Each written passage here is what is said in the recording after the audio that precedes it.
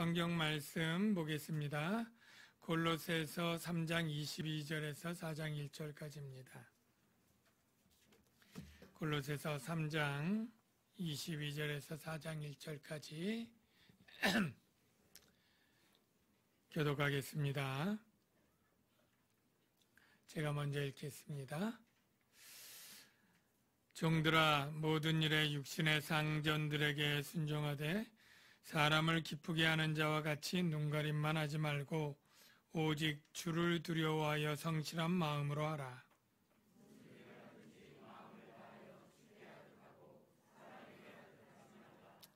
이는 기업의 상을 주께 받을 줄 아나니 너희는 주 그리스도를 섬기느니라.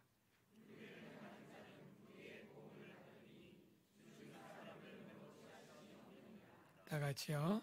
상전들아, 의와 공평을 종들에게 베풀지니 너희에게도 하늘에 상전이 계심을 알지어다. 아멘. 네, 우리 좌우에 계신 분들에게 사랑합니다 인사할게요. 사랑합니다. 네, 오늘도 사랑합니다.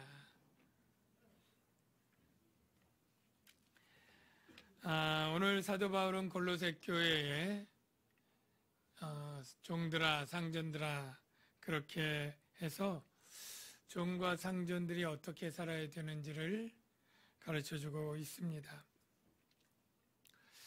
제가 전에 교회에서, 우리 교회 말고요, 그냥 교회 생활할 때 부흥회를 참 많이 했어요. 그래서 부흥회하면 새벽 기도회 하고 오전에 한 10시 반쯤에 또 하고 저녁 집회 이렇게 하는데, 어떤 남자 집사님이 부흥회 기간에 빠지지 않고 참석을 하는 거예요. 분명히 직장 생활을 하는데, 그래서 사람들이 아니 어떻게 직장 생활 하면서 이렇게 참석을 하냐고 그랬더니 웃으면서 다수가 있다고, 어떻게 이렇게 외근 나간다고 하고 뭐 한다고 하고 그리고 이제 부흥회 참석을 한 거죠. 몇몇 사람은 얼마나 예배에 대한 열심히 특심하길래 저렇게까지 했느냐고 믿음 좋다고 칭찬을 하시는 분도 있고, 또 그게 맞는가 이렇게 의아한 생각도 가지기도 했습니다. 여러분 좀 어떻습니까? 이게 믿음이 좋은 걸까요?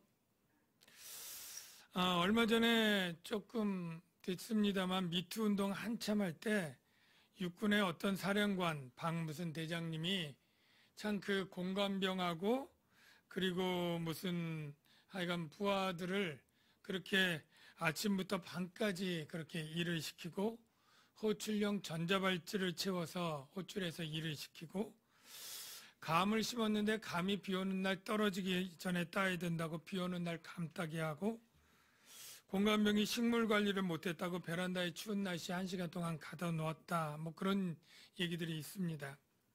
그런데 아주 특별한 것은 이 주일날 되면 이 공관병 또 조리병을 다 교회로 억지로 끌고 갔다는 거죠.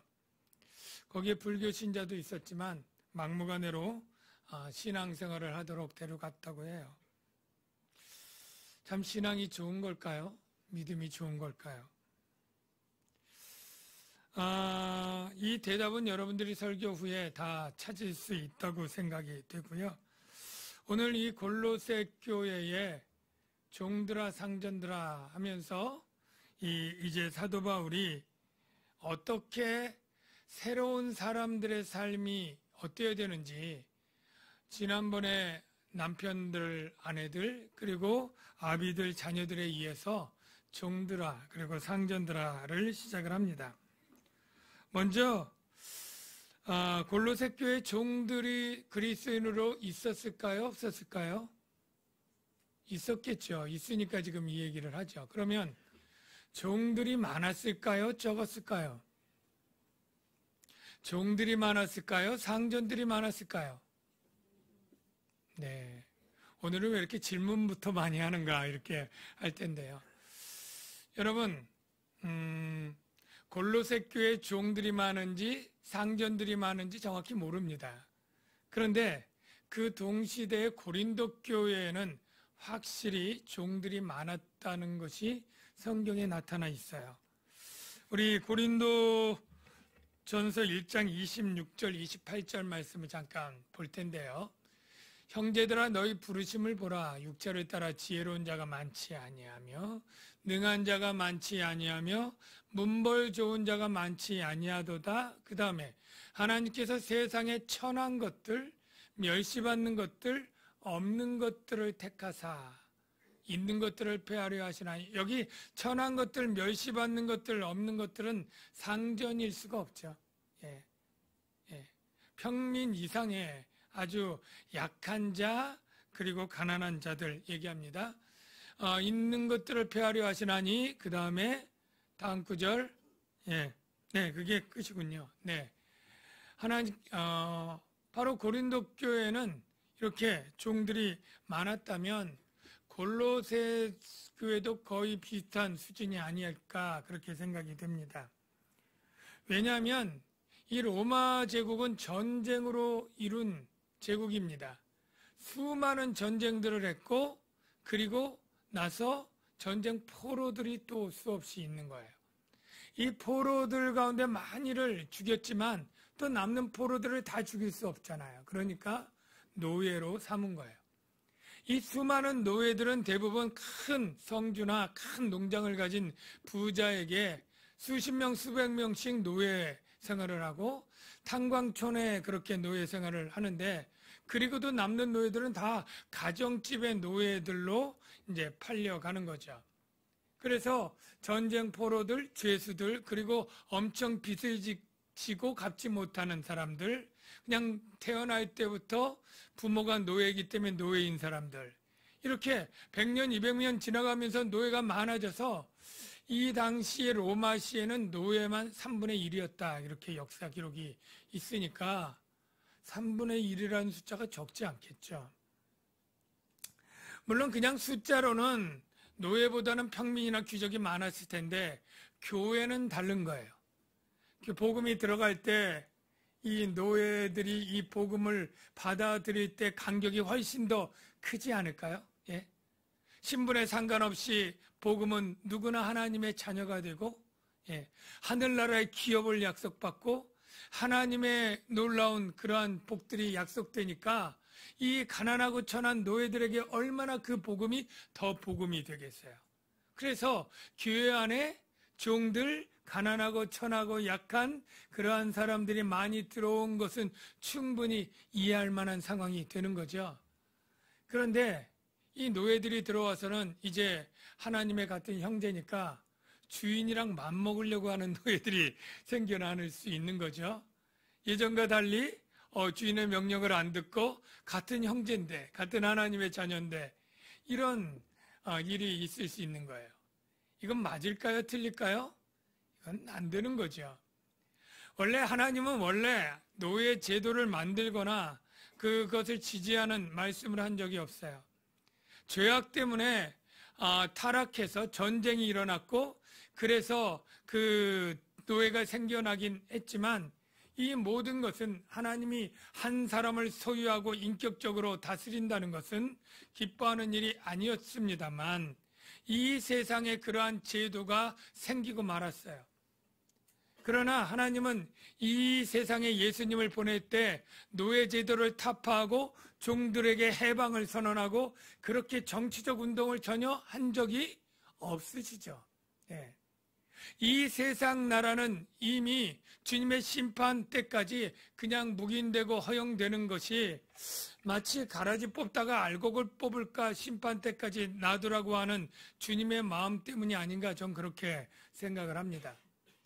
어쨌건 이 노예 제도는 예수님과 바울 시대까지 그대로 되었을 때 이 바울과 예수님은 이 종들에게 해방을 선언하고 자유하라고 한 것이 아니라 바로 그 안에서 그리스도인의 거룩한 삶을, 새롭게 변화된 새 사람의 삶을 살라고 오늘 가르쳐 주는 것입니다.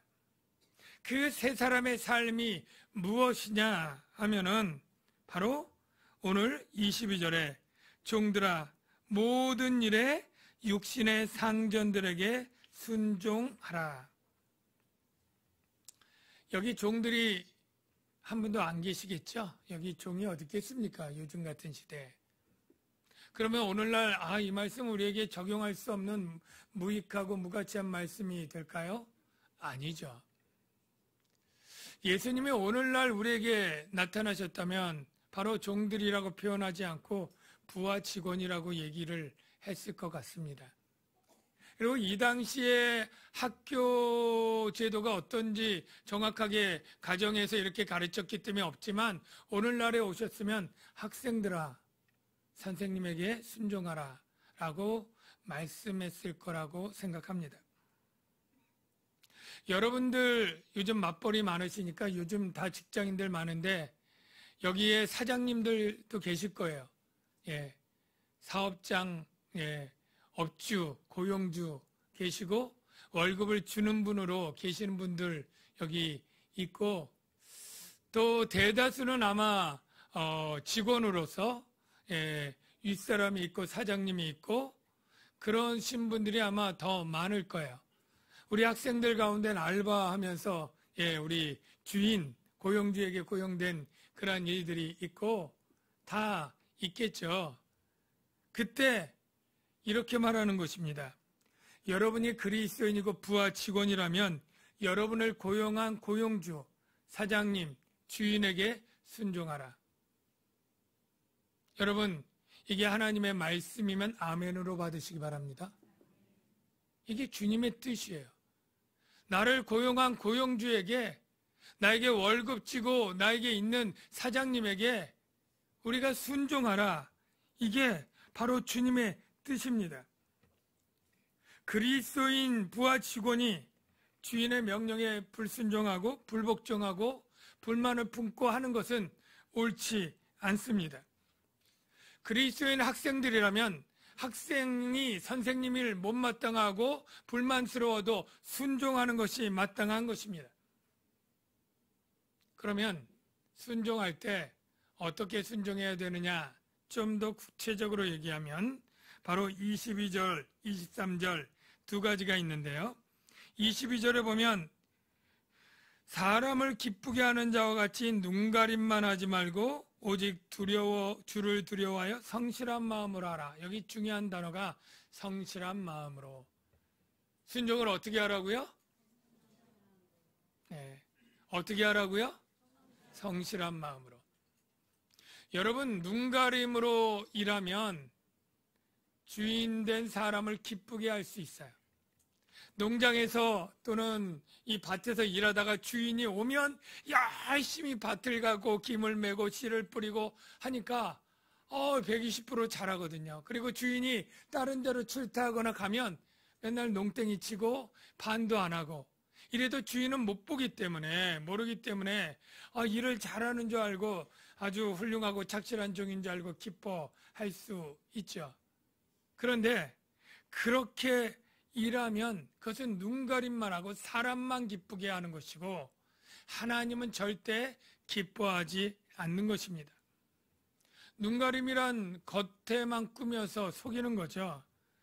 전에 우리가 사랑의 과일 나누기를 한 10수년 했는데 추석이나 이제 설날 전날 가서 가락시장에서 어려운 사람들을 나눠줄 과일들을 기증받아서 우리가 선별해서 배분하는 그 일만 했죠. 그땐 교회가 어려우니까 우리 힘으로 뭘 명절에도 어려운 사람 도울 능력이 없어서 그렇게 얻어서 구제를 했는데 그때 사람들 가운데 좋은 과일을 선한 마음으로 주는 사람도 많이 있지만 어떤 분은 20상자씩 해서 정말 신나서 기쁘게 가면 정말 겉은 좋아 보이는데 속을 살펴보면 다 문드러지고 썩어서 도무지 선물로 줄 수 없는, 그래서 우리가 그냥 쓰레기 버릴 때 같이 버리는, 그런데 그런 분들의 특징이 뭐냐면 꼬박꼬박 기부금 확인서를 받아요. 한 상자에 3만 원이면 썩어 버릴 그것도 20상자 60만 원 받아서 자기는 연말정산의 세금 할인을 받고 쓰레기 버리는 값 줄이고, 그렇게 되는 거죠. 참 눈가림으로 기부하는 거죠. 이런 것을 하나님이 기뻐할 리가 있겠습니까? 제가 전에 휴가 때 차를 타고 덕소를 지나서 양평으로 가는데 길가에 큰 그런 게시판들이 있어요. 오렌지 한 바구니 5,000원. 좀 가다 보면 오렌지 한 바구니 5,000원. 몇 번 가다 보니까 정말 트럭이 딱 있더라고요. 그래서 우리가 내려서 오렌지 사고 또 토마토인지 뭔지 하여간 몇 개 과일을 사갖고 차에 타고 기분 좋게 휴가를 가면서 오렌지를 까먹었죠. 그랬더니 이 오렌지 속에 수분은 하나도 없는 마치 수세미 같은 그런 오렌지인 거예요. 그래서 이거 안 되겠다 화가 나서 바꾸려고 그러는데 유턴이 안 나오는 거예요. 유턴이 가도 저 사람이 몫을 그렇게 잘 알고 잡았나? 유턴할 수 없는 자리를 골라 잡았나? 이런 생각이 들 정도로 유턴이 안 나오는 자에 잡았더라고요. 그래서 오기가 나서 가다 결국 유턴을 하고 다시 돌아와서 다시 또 유턴을 하고 그리고 가서 물건을 바꿨어요. 네, 오렌지를 다른 걸로. 다른 게 좀 나으니까. 그런데 그 사람이 장사 잘할까요? 잘 될까요? 예. 눈가림으로 그렇게 하는 것은 정말 잠시는 돈을 버는 것 같아도 결코 잘 될 수가 없죠. 여러분, 우리 그리스도인들은 눈가림으로 일해서는 안 됩니다. 회사에서 농땡이 치는 법 그런 게 있는지 인터넷에 검색했더니 딱 뜨더라고요. 저는 정말 이런 게 뜰 줄은 몰랐어요. 그래서 이 농땡이 치는 법인데 이게 아마 회사에서 모니터 컴퓨터 하는 그런 사원들 일인 것 같아요. 제가 가르쳐 드릴까요? 예. 첫 번째, 모니터를 백미러로 사용하라. 모니터에 원래 필름을 제거하지 않으면 뒤쪽에 있는 상사가 어떻게 하는지 다 보인다는 거예요. 그래서 후방 감지 기능을 모니터로 쓰고 농땡이를 치는데 심화 과정은 창문이나 타인의 모니터까지 이용해서 상사의 거동을 볼 수 있다라는 거고요. 두 번째는 발자국 소리로 상사를 식별하라. 예, 상사의 발자국 소리를 알아서 일 안 하다가 상사가 뜨면 일하는 척 하는 거겠죠. 이게 조금 훈련을 거치면 두 사람이 걸어와도 상사 발자국을 분별하는데 주의사항은 상사가 새 구두를 샀을 때 주의하라 라고 되어 있어요. 세 번째, 늘 냉정한 표정을 유지하라. 만화나 우스운 것 볼 때도 웃지 말고 야한 것 볼 때 시뻘개지지 말라. 이런 게 있었고요. 책상을 깨끗하게 치우지 말라. 서류, 필기구, 메모지, 명함첩들을 버려놓고 가끔 구성물을 바꾸라. 네 번째, 한 손은 반드시 키보드에 올려놓아야 된다. 예, 마우스만 가지고 업무를 제대로 할 수는 없기 때문에 그렇답니다. 자세를 바르게 유지하라. 허리를 펴고 앉아야 상체로 모니터의 대부분을 가릴 수 있다. 예, 머리가 큰 사람은 안 해도 되고요. 예, 그 다음 동료와 협력 플레이를 구성하라. 상사를 보게 되면 먼저 큰 소리로 인사하게 하라. 예, 그리고 모니터 화면 구성을 주의하여 작업 표시줄을 자동 숨김으로 하라. 뭐 이런 게 있고요. 그 다음에 배경 화면을 업데이트 화면으로 놓고 쉬기. 이 배경 화면이 늘 업데이트 5%, 10% 이런 거 있잖아요. 그리고 쉬라는 거예요. 그리고 쉴 때 아무도 터치하지 못하게 쉴 때는 지치고 우울한 표정으로 쉬라. 늘 힘든 것처럼. 뭐 이런 것들이 있어요. 여러분, 이 부분에 은혜 받으면 안 됩니다. 네, 기억해서는 안 돼요. 우리 그리스도인들은 그래서는 안 된다는 거죠. 네. 왜냐? 우리의 상사는 눈가림으로 가리워질 수 있는 분이 아닙니다. 왜 그러냐? 주를 두려워하는 마음으로. 왜 주가 두려울까요? 우리의 주님은 은밀한 것을 보시는 분이기 때문에. 우리가 아무리 숨기고 가려도 우리의 마음도 들여다 보시는 주님이라고 성경은 말하고 있어요. 마태복음 6장 18절에 그런 내용이 있는데요. 우리가 구제, 기도, 금식 이렇게 할 때 금식하는 자로 하여금 사람에게 보이지 않고 오직 은밀한 중에 계신 내 아버지께 보이게 하려 함이라. 은밀한 중에 보시는 내 아버지께서 갚으시리라.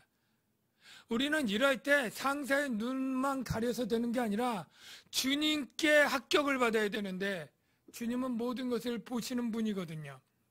시편 139편 2절 보면 주께서 내가 앉고 일어섬을 아시며 멀리서도 나의 생각을 밝히 아시오니 나의 모든 길과 내가 눕는 것을 살펴보셨으므로 나의 모든 행위를 익히 아시오니 라고 말하고 있어요.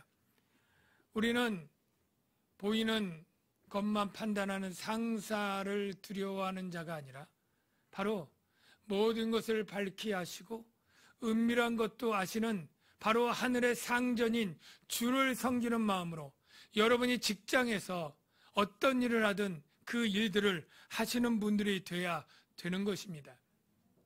두 번째로 어떤 순종의 마음이 있느냐면 바로 모든 마음을 다하여예요. 23절을 보십시오. 무슨 일을 하든지 마음을 다하여 죽게 하듯 하고, 물론 여기 무슨 일이라고 할 때 이 무슨 일은 불법적이거나 불신앙적인 명령이 아닌 한도 내에 시키는 일입니다. 만일 불신앙적이거나 불법적인 명령을 한다면 어떻게 할까요? 그것은 순종할 이유가 없습니다. 왜냐하면 더 큰 상전인 하나님의 명령이 그것을 하지 말라고 이미 우리에게 말했기 때문에, 회장님이 하지 말라고 한 것을 부장님이 시킨다고 그 일을 하면 어떡하겠습니까? 회장님이 하지 말라고 했으니까 안 합니다라고 거절해야죠. 거절했다 잘리면 어떡합니까? 잘려야죠. 잘리고 나서 나중에 회장님이 그 일을 아시고 그 자른 사람을 해고하고 나를 복직시켜 주실 믿음을 가지시기 바랍니다. 이 회사 아니면 다른 계열사에 다른 데로 하나님이 더 좋게 그를 인정하고 사용할 것을 믿음으로 우리가 나가야 되는 것이죠. 우리가 죽게 하듯 하고, 하나님은 언제나 우리에게 마음을 받으실 때 반쪽만 받고 기뻐하신 적이 없습니다. 마가복음 12장 30절 말씀을 볼까요? 주님이 이렇게 말합니다. 네 마음을 어떻게 해요? 다하고. 50% 아닙니다. 목숨을 다하고 뜻을 다하고 힘을 다하여 주 너희 하나님을 사랑하라 하신 것이요. 우리가 일을 죽게 하듯 하고, 이게 뭐예요? 마음을 다하여 하는 거예요. 우리가 이 회사에 있으면서 다른 회사로 갈 걸 그랬어. 내가 이 회사 그만두고 저쪽 회사로 옮길 걸 그랬어. 이러면서 충성할 수 있습니까? 내가 일하면서 일은 생각은 반이고 딴 생각은 집 생각, 주식 생각, 다른 어떤 놀 생각 이런 것들로 반을 채운 다음에 그 일을 성실하고 충성되게 할 수가 있겠습니까? 주님은 여러분이 부하 직원이면 여러분 상사가 준 명령을 마음을 다해 성실하게 일하라고 우리에게 말하는 거예요. 주님께 하듯 그렇게 하라고 말한 것입니다. 여러분, 이렇게 대표적으로 신실하게 일한 성경의 인물이 있습니다. 누가 생각이 나나요? 예, 많은 사람 있겠지만 저는 요셉 생각이 납니다. 요셉이 원래 종이 아니었어요. 부유한 집의 아들이었잖아요. 아주 귀하고 사랑받는 아들인데 형들의 그러한 모함과 누명으로 그냥 애굽의 종으로 억울하게 팔려갔잖아요. 원래 종이 아닌 사람이 종살이로 그 고역을 하게 되고 하면 얼마나 그 마음에 원한이 차고 분이 차겠습니까? 종살이인들 즐겁게 할 수 있겠습니까? 될 대로 되라 성질내면서 아마 막 하기가 쉬운 게 보통 사람일 거예요.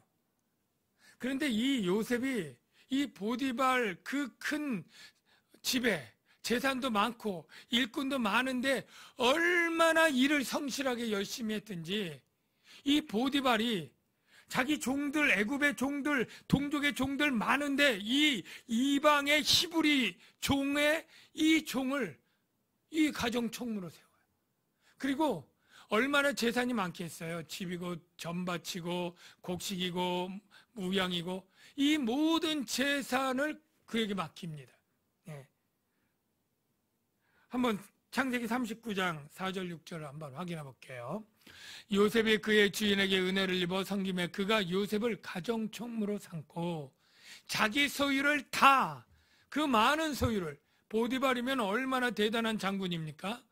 그 애굽의 장군의 그 소유를 다 그의 손에 위탁하니 주인이 그의 소유를 다 요셉의 손에 위탁하고 자기가 먹는 음식 외에는 간섭하지 아니했더라. 이래라 저래라 하질 않은 거예요. 왜? 이미 한두 번 해봤는데 하나하고 둘 시키면 셋 넷을 하거든. 그 다음부터 시키지 않는 거 알아서 하거든. 얼마나 똑부러지게 일을 잘하고 확실하게 하는지 뭐 나중에 간섭할 일이 없는 거예요. 여러분, 종살이를 해도 이렇게 그리스도인들이 해야 되는 거예요. 근데 우리가 아다시피 이 누명을 또 써가지고 감옥에 가지 않습니까? 그때 어떡합니까? 종살이도 억울한데 이 죄수가 됐으니 더 분통이 터져서 내가 거기서 정말 될 대로 되라 원망하면서 지낼 수 있잖아요. 그런데 거기서 아마 모범 죄수가 되었을 거예요. 그래서 여러 가지 일을 보조를 시키는데 너무너무 잘하는 거예요. 너무너무 열심히 성실하게 잘하는 거예요. 간수장 마음에 쏙 들어요. 어떻게 되었습니까? 창세기 39장 23절 이하 보면 간수장이 옥중 죄수를, 거기 있는 모든 정치범과 이런 죄수들을 다 요셉의 손에 맡김으로 재반 사물을 요셉이 다 처리하고, 간수장은 그의 손에 맡긴 것을 무엇이든지 이번엔 어떻게 해요? 살펴보지 아니하였다. 아까는 간섭하지 않았는데 살펴보지 않았다. 간섭하고 살펴보는 건 왜 그래요? 못 믿어올 때 하잖아요. 한 다음에 정말 그 귀하네. 그 일을 제대로 했어? 똑바로 했어? 어디 봐. 이거를 뭐 처음엔 했겠지만 너무너무 확실하게 잘하니까 그 다음에 믿고 맡기고 살펴보지 않은 거예요. 여러분, 요셉이 이렇게 일을 열심히 정말 하게 된 이유가 뭘까요? 바로 저는 하나님께 행하듯 일했기 때문이다. 간수장과 보디발을 위해서 일을 했지만 그 위에 있는 하늘의 상전인 하나님께 하듯 하나님을 위하여 하나님의 상을 바라고 일한 것이다 라는 거예요. 여러분, 이 뒤에 24절에 뭐라고 되어 있습니까? 이는 기업의 상을 주께 받을 줄 아나니 너희는 주 그리스도를 섬기느니라. 종이 주인을 섬기면요, 주인이 종에게 후사하거나 땅을 기업으로 주거나 뭐 승진시켜주거나 이런 거 없어요. 그런데 왜 그렇게 열심히 해야 되느냐? 우리는 주인을 섬기는 게 아니라 실제는 주님을 섬기는 것이고 주님으로부터 상을 받는 거예요. 예. 물론 열심히 일하면 상사가 보상해 주기도 하고 휴가도 주고 보너스도 줄 수 있어요. 그러나 좋은 상사나 그렇고 안 그런 상사들은 안 할 수 있죠. 그러면 불평하고 안 해요? 열심히 안 해요?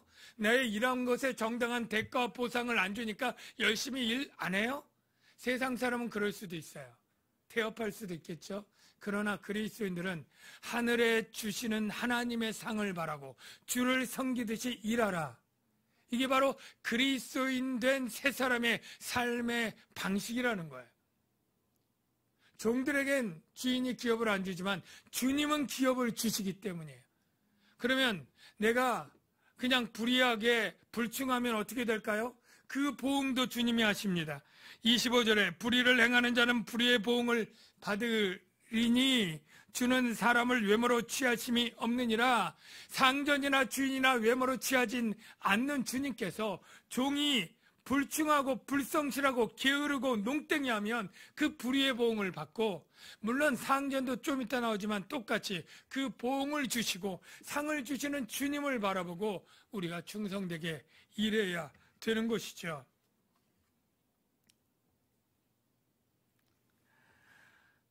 여러분, 그리스도인들이 근무 시간에 열심히 일하는 게 예배 생활입니다. 예배란 무엇입니까? 하나님을 경외하는 거잖아요. 하나님을 경외하는 건 무엇입니까? 하나님의 말씀을 순종하는 것이죠. 삶에서, 직장에서 예배 생활은 무엇입니까? 하나님이 직장 생활을 하라고 한 대로 순종해서 하는 게 그게 하나님을 경외하는 것이고 예배예요.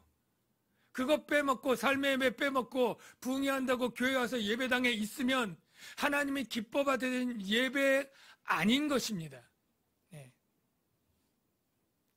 삶에서 우리가 예배당에서 집사고 권사고 거룩하고 직장에서는 집사 권사처럼 안 살아도 되는 겁니까? 직장에서 신실한 경건한 그리스도인들은 성령 충만이 무엇입니까? 성령에 따라 사는 게 성령 충만이에요. 뭐 은사가 있고 뜨겁게 기도하고 매일 저 말씀과 기도와 이렇게 살아가는 게 성령 충만입니까? 물론 그렇게 하라고 뭐 어떤 정해진 사람도 있겠죠. 그러나 대부분의 직장인들은 아침부터 하루 종일 일하고 육아하고 피곤하고 집안일 할 때 그때 성령 충만을 할 수 있는 일이 뭡니까? 하나님이 가정에서 하라고 하는 일하고 직장에서 하라고 하는 일하고 좋은 남편, 좋은 아내가 되기를 힘쓰고 좋은 부모, 좋은 자녀가 되기를 힘쓰고 착한 부하 직원 되고 좋은 상사가 되는 일, 이게 성령을 따라 행하는 성령 충만한 삶의 열매이고 새 사람이 된 사람들의 삶의 방식이고 바로 참된 삶의 예배가 되는 것입니다. 상전들에게도 동일하게 주었어요. 우리 남양주광역교회도 주인 계시죠. 월급 주시는 분. 예, 여기 계실 거예요. 사장님들, 예, 고용주님들, 약간 부하 직원 월급들을 주는 분들이 있죠. 어떻게 해야 됩니까?